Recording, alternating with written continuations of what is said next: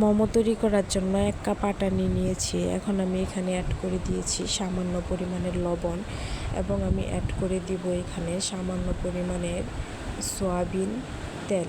Soybean তেলটা add করা হয়ে গেলে আমি এখন হাত দিয়ে আটাগুলোকে ভালোভাবে মেখে নেব। সয়াবিন তেল দেওয়ার পরে কিন্তু আটাগুলো দলা পাকিয়ে যায়, তাই এখানে আমি কিছুটা সময় নিয়ে আটাগুলোকে হাত দিয়ে ভালোভাবে মেখে জড়জড়ে করে নিয়েছি, যাতে আমার ডো পারফেক্ট হয়।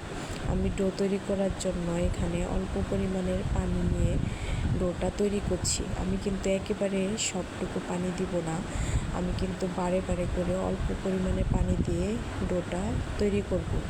বেশি পানি একেবারে দিলে ডোটা নরম হয়ে যাওয়ার সম্ভাবনা থাকে, তার জন্য আমি এখানে বারে বারে পানি নিয়ে ডোটা তৈরি করছি, যাতে আমার মোমো বানানোর সময় মোমোর ভাঁজটা সুন্দর আসে। আমার ডোটা তৈরি করা হয়ে গেছে, কত সফট নরম হয়েছে ডোটা।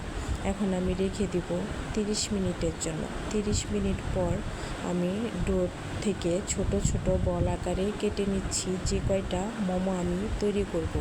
মোমো তৈরি করার জন্য আমি কিন্তু এখানে সবগুলো বল কেটে নিয়েছি।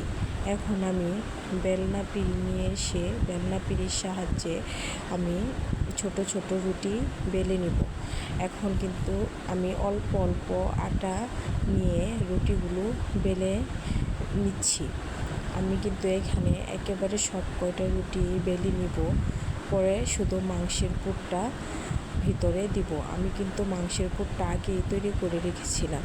আমার রুটি বানানো কমপ্লিট। এখন আমি ভিতরে দিয়ে দিচ্ছি চিকেনের পুর। চিকেনের পুরটা দিয়ে দেওয়ার পর আমি হাত ভিজিয়ে পানি নিয়ে সেখানে কিন্তু ওই রুটির চারপাশ ভিজিয়ে দিচ্ছি, যাতে করে মোমোর যে ভাঁজগুলো দিব সেই ভাঁজগুলো না খুলে যায়। আমি কিন্তু এখানে মোমো ভাঁজ করার জন্য পিঁড়ির উপরে নিয়েছি। আমি এই পাশ থেকে 3টা ভাঁজ দিব, দিয়ে মোমোর মুখটা চেপে চেপে সুন্দরভাবে আটকিয়ে দিব। আবার ওই পাশ থেকেও সেমভাবে যেদিকে ভাঁজ দিয়েছি ওইদিকে 3টা ভাঁজ দিয়ে মোমোর মুখটা সুন্দরভাবে আটকিয়ে দিব, যাতে ভাপে দেওয়ার সময় চিকেনগুলো বাহিরে বেরিয়ে না আসে। তার জন্য আমার মোমোগুলো তৈরি করা হয়ে গেছে। এখন আমি মোমোগুলো ভাপে দিব। ভাপে দেওয়ার জন্য আমি রাইস কুকারে লাইনটা অন করে দিয়েছি। যখন পানি হালকা গরম হয়ে গেছে তখন আমি একে একে তৈরি করে রাখা আমার সবগুলো মোমো এখানে দিয়ে দিতেছি। আমি কিন্তু ফার্স্ট টাইম মোমো বানাইছি, আগে কখনো বানাইনি, জানি না এটার টেস্ট কেমন হবে বা দেখতে কেমন হয়েছে। প্রথমবার বানাইছি, তার জন্য আপনাদের সাথে শেয়ার করলাম।